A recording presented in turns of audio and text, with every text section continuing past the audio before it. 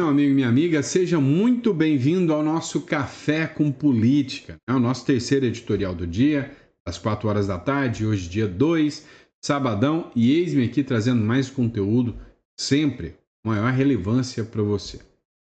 Vamos lá, pessoal, geralmente eu faço uma introdução, explico sobre tudo que eu vou fazer. Hoje é sábado e hoje não é um dia muito bom, né? Infelizmente, hoje é um dia triste. Logo pela manhã, né, eu recebi informação do falecimento do J.R. Guzzo, José Roberto Guzzo, para mim, sem sombra de dúvidas, um dos maiores jornalistas do Brasil, né? Corajoso, corajoso, uma figura que não teve medo de enfrentar qualquer censura, qualquer autoritarismo, qualquer discurso contra ele, né? E não comprou esse discursinho mequetrefe da mídia mainstream, sempre foi um cara totalmente independente. Vítima de um infarto, morreu às 5 horas da manhã desse sábado. O jornalista José Roberto Dias Guzzo. Aos 82 anos, J.R. Guzzo, como assinava os textos que publicou, era o mais brilhante profissional do país, e eu tenho toda certeza disso. Tá? Paulista da capital, Guzzo consagrou-se quando ocupando o cargo de diretor de redação da Veja. Comandou o crescimento da revista, que alcançaria a terceira tiragem do mundo, perdão. Um dos fundadores da Revista Oeste, integrante do conselho editorial de seu principal colunista, o melhor de todos nós, partiu depois de contribuir decisivamente para o sucesso da revista. Sem ele, a Oeste não seria o que é. Então, assim, hoje é um dia triste, vamos dizer até para a própria direita brasileira, né? Mas muito mais triste para a liberdade de expressão, muito mais triste para o jornalismo, muito mais triste para quem acredita, né? Que nós devemos ter o direito à liberdade, e ele sempre foi um defensor dessas pautas. Então, começamos hoje, né? Com essa nota de pesar sobre um homem honrado, um jornalista brilhante, e que Deus o receba com toda a sua honra e toda a sua glória, assim como nós sempre, né, mencionamos o JR aqui, não deixaria de fazer a sua homenagem a este brilhante homem que serve de inspiração para mim, que no futuro, né, quem sabe eu possa chegar aos pés do J.R. Guzzo. Não sou jornalista, sou advogado, né, sou planejador de patrimônio, né? Holding, offshores, gosto de trabalhar no âmbito internacional, mas como um mero palpiteiro, se eu tiver 1% da capacidade do que o J.R. Guzzo teve, né? Eu serei um homem ainda mais feliz, tá? Então, meus pêsames à família e meus parabéns ao legado e à história do J.R. Guzzo. Mas vamos lá, vamos dar continuidade, né, ao trabalho do J.R. Guzzo, ainda que de maneira um tanto quanto exponencial aqui, eu não sendo um jornalista, mas vamos falar sobre o que rola no Brasil e no mundo. Acho que de tabela eu acabei virando um jornalista aqui, né, mas nada mais do que um leigo, né, mas estou sempre bem disposto a debater, a discutir, a falar das pautas com vocês. É o seguinte, alguns economistas estão todos serelepe. O Lula, articulista brilhante, uma figura que pode ganhar as eleições em 2026, segundo alguns brilhantes economistas de esquerda. E aí, brilhante e de esquerda não bate muito essas duas palavras, mas dizem que sim, e dizem que as tarifas do Donald Trump podem reduzir a inflação no Brasil e ajudar nas eleições. E isto é verdade em parte. Tá? Verdade, Sandro? Sim, verdade. Você acha que eu estou aqui para mentir para você? Não estou, não. A verdade é que funciona assim. O que são tarifas? Tarifas é imposto de importação e exportação. Né? Então, eu vou colocar uma tarifa sobre os produtos americanos. Eu, brasileiro, que quero importar um produto lá dos Estados Unidos, a tarifa altíssima, como eu tenho sobre os carros, eu vou pagar um carro e lá nos Estados Unidos eu consigo andar de McLaren, aqui eu ando de Gol, entendeu? É isso aí que é a tarifa. E aí o que acontece? Os nossos produtos são bons. Não vão desfazer do nosso mercado, não, principalmente no agro. E aí o que acontece? A gente está num período de normalidade. E aí, o foda, desculpa a palavra, o sacana de ser investidor no Brasil é isso. Uma burrice de um presidente ferra com o seu negócio inteiro. Imagina, você, produtor de soja, olha que maravilha. Você preparou o solo, pegou o seu empréstimo, arou, produziu, plantou, esperou, cuidou, bancou tudo para que possa ter um momento da colheita, ir lá fazer toda a colheita, o que já custa caro demais, e depois remeter esse produto para os Estados Unidos. Olha que maravilha. Até que aparece um presidente que se alinha com tudo que há de pior, quer se pintar como o anti-americano, o anti-Trump, fala besteira o tempo inteiro e de repente, por causa dessas besteiras que esse sujeito fala, ainda bem que quem falava besteira era o Bozo, né? Que nunca aplicou, nunca recebeu sanções ao Brasil por causa disso, né? Você vai vender e na hora de vender descobre que vai custar 50% mais caro vender esta bodega para os gringos. E aí você tem duas opções: sentar, chorar ou tentar buscar novos mercados como um maluco ou tentar colocar isso no mercado interno. Então, você que fez uma projeção de vender uma saca de soja, sei lá, a $70, eu tô por fora de soja, eu não importo, nem exporto soja, tá? Meus lances, por enquanto, são outros, mas ainda quero mexer com commodities no Brasil. Mas vamos lá. Você vai exportar a saca. Você fez toda uma projeção que você ia ganhar $70, né, em cima da saca. Então, você pagou os seus funcionários com base naquilo. As horas de trabalho que você despendeu era com base naquilo. Aí, de repente, você presta atenção e fala: o cara que me comprar, ele vai me pressionar. Ele vai falar: olha, eu até te compro. Mas como o Trump, né, impôs 50% por culpa do seu presidente, eu não consigo pagar 50% mais. A saca que eu ia te pagar $50, eu não consigo te pagar agora $75.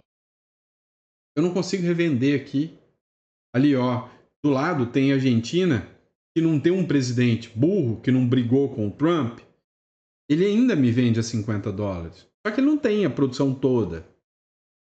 Você consegue me fazer isso aí a, sei lá, em vez de 75, faz a $60 pelo menos?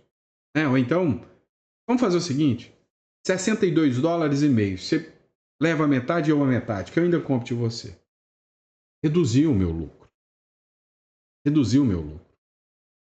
E às vezes o cara de lá nem vai querer comprar porque a Argentina está vendendo. O que eu vou ter que fazer? Agora eu vou ter que vender aqui para o Brasil, que não estava esperando essa demanda. Vou ter que baixar o preço. Então, sim, vai reduzir o preço de todos os produtos a curtíssimo prazo. Até o estoque, até o que eu tenho pronto aqui, acabar. E a hora que esse estoque acabar, eu, que não sou burro nem nada, não vou mais investir aqui nessa bodega. Vou investir em produtos que eu não exportava para os Estados Unidos, talvez. Vou investir em produtos que eu exportava para a China, sei lá. Ou vou até acabar com a minha produção mesmo. Vou pegar o meu rico dinheirinho que sobrou, o que eu consegui salvar, e vou mandar para dólar. Vou mandar para o Uruguai, vou mandar para o Paraguai, vou mandar até para os Estados Unidos.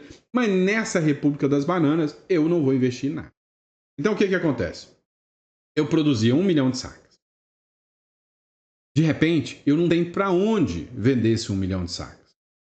Eu vou ter que vender esse 1 milhão de sacas para o Brasil. Certo? Vou reduzir o preço para escoar esse 1 milhão de sacas. Mas eu já estou tomando prejuízo. Eu não vou produzir mais 1 milhão de sacas. Vou tirar essa produção. De repente, ou o Lula cai, ou eu abro um novo mercado. E aí, esse 1 milhão de sacos que eu estava vendendo, agora já vendi 800, né? Falta só 200, abri um novo mercado. Vou continuar vendendo para o Brasil? Que o real não vale nada? Não. Vou vender para os argentinos, para eles recomprar e revender para os Estados Unidos, ganhando nas costas dos idiotas aqui, que seja, né? Mas eu vou abrir um novo mercado. E aí o que vai acontecer? Agora eu só tenho 200, vou vender para os argentinos. Vai faltar aqui no Brasil, não tem produção. Então o que vai acontecer? Vai escalonar uma inflação a nível galopante que a Argentina tinha antes. Lembra como é que era lá na Argentina? 40%, 50% ao mês. Lembra disso? É? Igual o que vai acontecer no Brasil. Então, se essa turma inteligentíssima acha que até 2026 vai estar tudo barato, para ver. Tem até gente esquerdista que tá pondo o pé no freio. Dá uma olhada na Sheinbaum, por exemplo. Sheinbaum é a presidente do México. O que ela fez? México conseguiu prorrogação de 90 dias para o tarifaço do Trump, negociando, eu vou abrir o mercado para vocês, que China que nada, dane-se os chineses, eu vou vender para vocês, porque senão vão arrebentar minha economia. Reeleição, acabou. México, vizinho estratégico e parceiro-chave da indústria automotiva dos Estados Unidos, conseguiu uma prorrogação de 90 dias para evitar o aumento das tarifas inicialmente previsto para hoje. Brasil, hoje, leva pau. O grosso só está entrando, companheiro. E o México conseguiu mais 90 dias para talvez nem ter o grosso. Nós já levamos o grosso. Deu para entender? O que é, né? A importância do seu voto. E tem gente que vai... governo interfere em nada. Não interfere, não? Será que deu para você entender agora? O tanto que interfere? E resultado? Você apoia a Magnitsky e o Trump ou você apoia o Lula e as ações do ministro Alexandre de Moraes? Pois é. Saiu uma publicação da CNN São Paulo que diz o seguinte, a pesquisa Quaest, apoio a Trump em post sobre Magnitsky dispara de 27% para 54%. O que estava acontecendo? Cara, eles estão falando assim, ó, tal hora, tal momento, eu vou fazer uma pesquisa. Então, se vocês usarem os robozinhos para trabalhar, na hora da pesquisa via internet, só vai estar seus robozinhos trabalhando. Só que depois os robozinhos param de trabalhar e o povo volta a trabalhar. O que aconteceu? Menções pró-Trump alcançaram 616,6 milhões de usuários nesta sexta-feira, enquanto as contrárias ao presidente americano chegaram a 320 milhões, ou seja, metade, segundo o levantamento. Pois é, parece que o jogo virou e não deu bom, não deu bom. No dia que os Estados Unidos sancionaram Moraes, foi registrado mais de 1,3 milhão de menções sobre o assunto em redes sociais e plataformas diversas. X, Reddit, Facebook. Nessa data, 60% das menções manifestavam críticas aos Estados Unidos e ao presidente Donald Trump, enquanto 28% era a favor, 12% era neutro. Um dia depois, na quinta, hora que os robôs pararam de trabalhar, 31 de julho, as menções caíram para 750 mil, mas a tendência se manteve, 62% de crítica e 27% de manifestação favorável.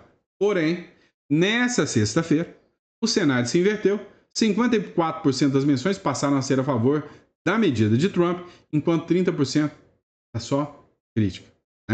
Ou seja, não adianta vir com papel. Na internet, a direita manja, a direita manda, o povo se manifesta. Matéria da revista Exame, o exílio digital da Lei Magnitsky. Sancionados perderam acesso a smartphone, e-mail e redes sociais, tudo aquilo que os comunas amam, mas dizem que odeiam, Casos emblemáticos revelam como norma norte-americana promove o bloqueio total de acesso a plataformas globais. A aplicação da Lei Magnitsky tem produzido um fenômeno inédito no século XXI, o exílio digital, um completo de autoridades sancionadas pelos Estados Unidos. Caso os documentos mostrem que a norma vai muito além do bloqueio financeiro tradicional, levando alguns alvos a serem excluídos praticamente de toda a infraestrutura tecnológica global. Matéria da revista Exame. Meu amigo, a pressão existente sobre os ministros do STF, sobre o próprio Alexandre de Moraes, é gigantesca. Gigantesca. Então, mais cedo ou mais tarde, é fato, O que se espera é que tenha um recuo por parte dos ministros. Agora, foi interessante um quesito aqui, Maurício Galante é um parlamentar norte-americano. Detalhe, ele é brasileiro. Ele participou ontem do programa Pânico. E no programa Pânico, né, ele que é de Arlington, Texas, parlamentar em Arlington, Texas, ele disse o seguinte, olha, há informações lá dos norte-americanos que o ministro Alexandre de Moraes pode ser incluso dentro até da lista da Interpol. Ontem, ou melhor, foi hoje de manhã, eu fiz um vídeo onde eu falei justamente sobre isso, por parte do Eduardo Bolsonaro, sobre as ações da Rumble e da Trump Media, que não poderia chegar a tal ponto, só se houvesse descumprimento. Só que agora ele fala de outro caso, do caso Felipe Martins. Ele fala que tem informações sobre o caso Felipe Martins. É aqui que eu quero que você dê uma olhadinha carinhosa, tá? Para entender como que isso aqui funciona. Segundo Maurício Galante, né, a Interpol vê no caso Felipe Martins possibilidade de ligações ao Supremo, né, a ministros. Dá uma olhada disso aqui. Você tem a questão que o Senado, que é o que deveria fazer, chegar à situação. Nossa situação é essa. Nós temos um juiz da Suprema Corte, nunca na história isso aconteceu, nunca antes na história desse país aconteceu de juiz da Suprema Corte estar sancionado internacionalmente. Daqui a pouco o nome vai estar na Interpol, porque tem lá a falsificação do documento lá do Felipe Martins. Isso aí também isso aí é uma treta, meu. Vai chegar isso é uma treta. Aguardem, isso estou dizendo, aguardem. Se isso acontecer, qual é a moral que esse juiz tem para julgar coisas dentro do país? Você falou, Exato. A Suprema Corte é a coisa mais séria que existe. Então, sim, ele pode então dar a sentença e condenar o presidente Bolsonaro a 40 anos de prisão, 28, sei lá, quanto que eles querem? As pessoas vão aceitar, as instituições vão aceitar, então está na hora do Senado falar assim, essa é a nossa chance. Porque se cair um juiz da Suprema Corte, o recado para os outros é o seguinte... saiu fora das 4 linhas, você é o próximo. E aí você tem essa quebra de medo, que não só o povo tem medo, mas os políticos têm medo de perder o cargo, porque o cara pode tirar de lá. Mas aí é só você juntar 60 senadores, ou 50 e tantos senadores, e falar no fim de semana no churrasco, vem cá, vamos tirar aquele cara ali? Mas aqui, olha, vou falar, aqui tá fraco. Esses caras estão se escondendo, esses caras estão... A gente não vê um falar. Não... Aí você tem Vamos lá. A gente não vê um senador falar, todos têm medo. Achei interessante o Olavo de Carvalho, ele dizia o seguinte, ele falou, olha, se eu fosse presidente, o que o presidente da Suprema Corte, né, o presidente do Brasil, ou o possível presidenciável deveria falar? Olha, vamos fazer o seguinte, o Brasil já é um país fodido, né? Vamos, perdão da palavra, mas vamos ser sinceros, né? O Brasil é um país lascado já, né? Corrupção, embranhada, aquela coisa esquisita. Imagina, um Tarcísio de Freitas, Tarcísio do asfalto, né? Chega lá, faz uma reunião com os senadores e fala o seguinte, olha, vou ser eleito. E sendo eleito, eu quero fazer uma proposta para vocês. Vocês, assim que eu for eleito, vão colocar para votação o impeachment dos ministros do Supremo Tribunal Federal. E aí, não vamos falar de gente da direita, não. Vamos falar de todo mundo que está lá dentro. Todo mundo está lá dentro. Vou falar o seguinte, para a gente ter uma independência, eu vou colocar o impeachment, vou pedir para vocês pautarem o impeachment dos ministros do Supremo Tribunal Federal. Né? Todos que estão arrebentando o país. Concordam? Eles vão falar, pô, mas veja só, se eu abrir o pedido de impeachment, eu tenho aquele processo, sabe aquela verba, assim, não sei como apareceu na minha conta, foi sacanagem. Alguém colocou na minha conta só para me incriminar, 3 bilhões de reais. E eu recebi um monte de propina ali, propina não, um dinheiro ali que veio da fraude do INSS, mas eu acho que foi o Bolsonaro que colocou na minha conta para me sacanear. Mas foi durante o governo Lula. Não, mas foi o Bolsonaro para me sacanear. Eu nunca tive nada a ver com esses 6 bilhões e meio que apareceu. Vou resumindo. Você sabe que tem uma porrada lá de gente corrupta, envolvida nos piores mequetrefes. E que até hoje nunca deu em nada e nem vai dar em nada. Estou mentindo? Não. Então você chegar aí neles e falar, não, fica na paz. O STF não vai usar isso como arma contra vocês. O meu acordo é o seguinte. Vocês abrem o impeachment dos ministros do STF. Eu vou dar uma anistia, né, uma anistia, uma lei, onde eu vou perdoar e zerar, aniquilar todos os processos que existem dentro do STF eu vou cancelar. Ou seja, nós vamos recomeçar sem vocês deverem nada para o STF, vocês tendo independência do STF e com um STF novo que também não devem favor nenhum para vocês que votaram nele. E aí nós vamos colocar uma nova regra, esses novos membros serão eleitos pelo povo, tudo novo. Mas vocês estão, ó, livre, leve, soltos, não corre o risco mais de vocês estarem na mão dos ministros do STF. Fechou? Pô, peraí, né? Até quem é do PT ia votar, não. Então quer dizer que vai apagar toda a corrupção que eu já fiz? Sim. Vamos começar do zero. Vamos passar uma borracha e começar do zero no Brasil, mas tirando juiz que faz isso aí. Vamos? Vamos. Tava o impeachment? Não sei. É a fala do Olavo de Carvalho, viu?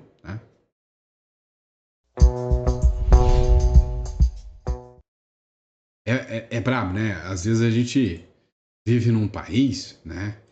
E igual períodos que já aconteceram, a gente tem que ficar atribuindo aos outros, né?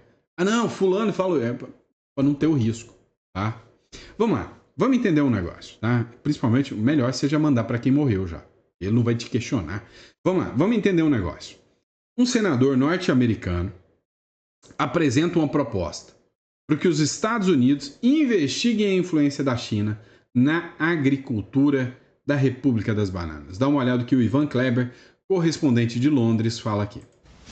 Os Estados Unidos vão investigar a influência da China na agricultura do Brasil? A resposta é que provavelmente sim. O senador Tom Cotton, do Partido Republicano pelo estado do Arkansas, apresentou um projeto de lei que visa, entre várias coisas, o seguinte, abre aspas, uma avaliação que deve considerar o seguinte: a extensão em que o presidente Xi Jinping da China se envolveu ou dirigiu o envolvimento com a liderança brasileira em relação ao setor agrícola do Brasil, a extensão do envolvimento entre o governo da República Popular da China e o setor agrícola do Brasil, as intenções estratégicas do compromisso ou direção do presidente Xi, se houver, para investir no setor agrícola do Brasil, entre outras.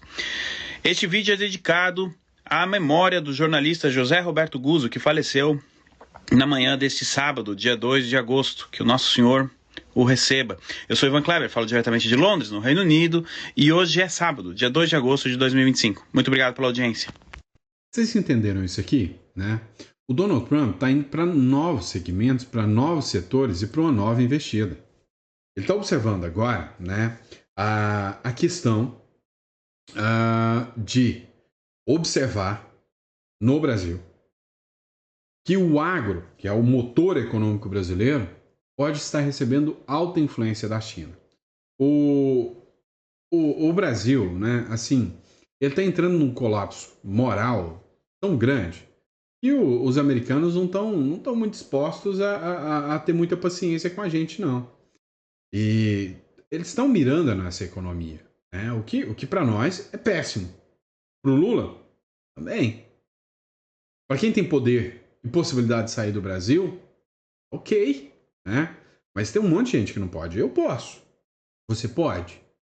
Você quer? Eu não quero. Não quero deixar o meu país, né? Então, hoje, eu juntei o útil ao agradável. Eu fiz aquele negócio, né? Te jogaram limões, e foi uma limonada. Então, eu precisei ter uma residência fora, eu vi como funcionava, eu estudei a legislação daquele país, montei um escritório lá e hoje eu tenho parte da minha renda lá do Uruguai. Entenderam? Então, assim, se eu estou aqui no Brasil ou eu estou lá no Uruguai, né? Para mim é tranquilo. Aí lascou o Brasil quebrou, beleza, eu tenho minha renda lá do Uruguai. Meus escritórios estão funcionando, funcionários lá no Uruguai, tá tudo bem. Tá? E quem não pode? Ninguém não tem essa condição. E quem investiu todas as suas fichas, donos de supermercados, donos de empresa aqui no Brasil, e a economia estagna para você importar. Imagina, você aí que mexe com ar-condicionado, de repente, né? Você poder importar um ar-condicionado por causa de embargos e tudo isso, o ar-condicionado passa a custar o dobro. Vai dar ruim, não vai? Pois é.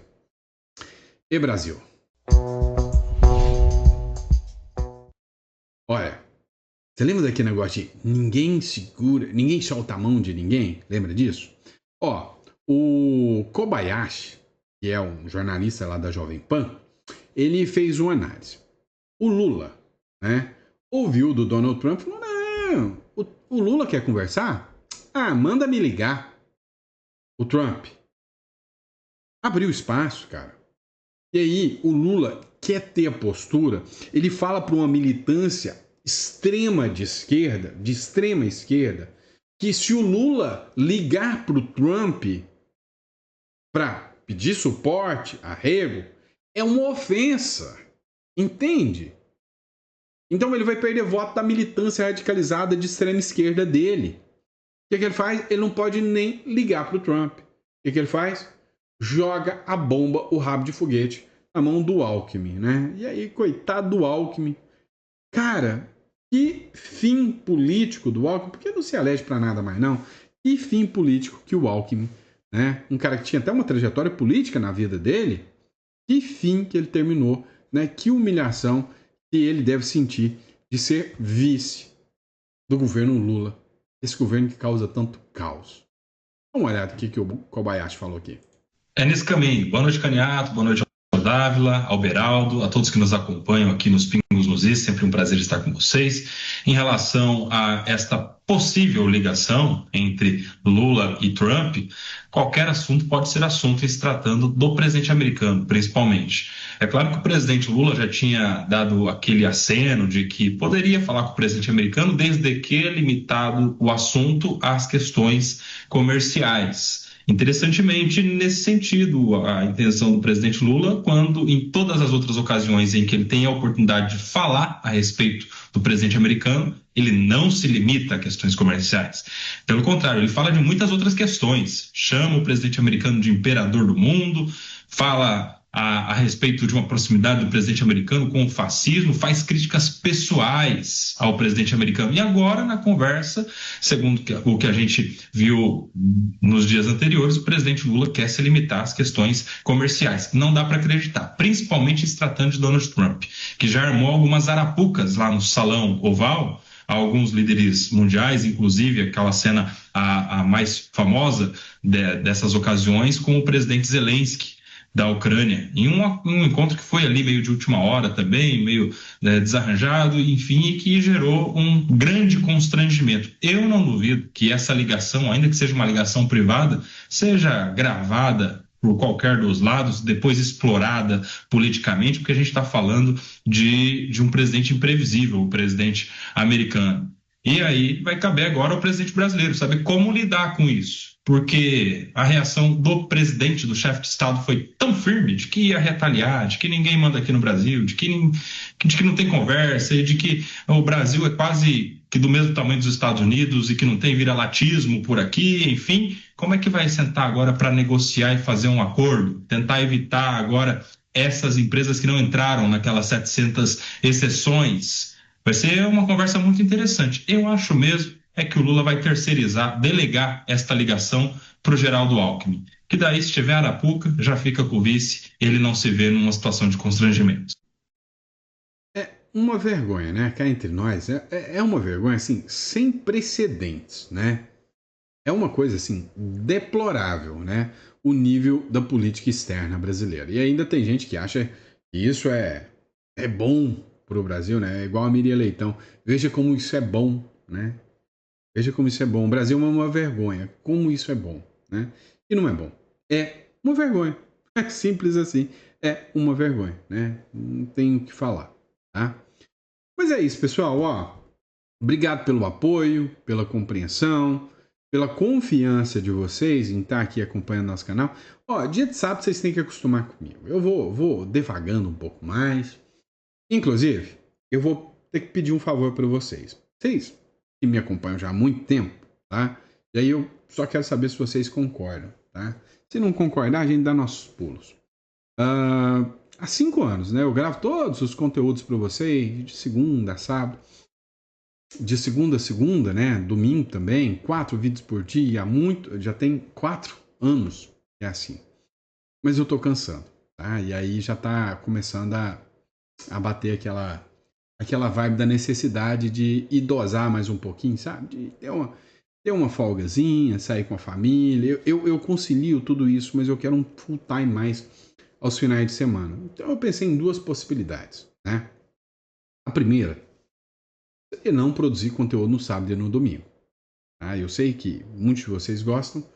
E a segunda, eu tenho um projeto, tá? E já investi uma grana, né, nesse projeto de estrutura. Nós vamos construir um jornal para vocês. Uma espécie de uma revista Oeste, uma Jovem Pan, uma Gazeta do Povo para vocês, né? Com toda a estrutura, com pessoas. E aí trazer gente para me auxiliar, para produzir os conteúdos, gente que pensa como a gente, tá? Para me dar esse suporte aos finais de semana, tá? E aí eu queria saber, porque isso aqui é produzido para vocês. Se vocês me entendem nesse ponto, vocês concordam comigo, tá? E aí, é óbvio, né? Eu não consigo ficar sem vocês, mas assim, eu reduziria, faria um editorial no sábado ou no domingo, para não ficar sem conteúdo, né? Um resumão da tarde, né? Com as principais, talvez com um tempo a mais, 1 hora, uma live de 1 hora no domingo, sei lá, para poder fazer esse conteúdo com vocês, mas trazer gente da equipe que eu estou formando. Eu já estou com um pessoal aqui, tá? Estou com um economista que está me ajudando, tá? É muito bom, ele trabalha comigo na questão dos negócios internacionais. Estou com uma galera aqui que está comigo e que gosta de política, pensa como a gente, talvez trazer e começar com vocês. E é com vocês, tá? Eu gosto de jogar limpo demais e transparente com vocês sabem disso. E aí, queria saber o apoio de vocês. O que vocês acham sobre isso? Fechou?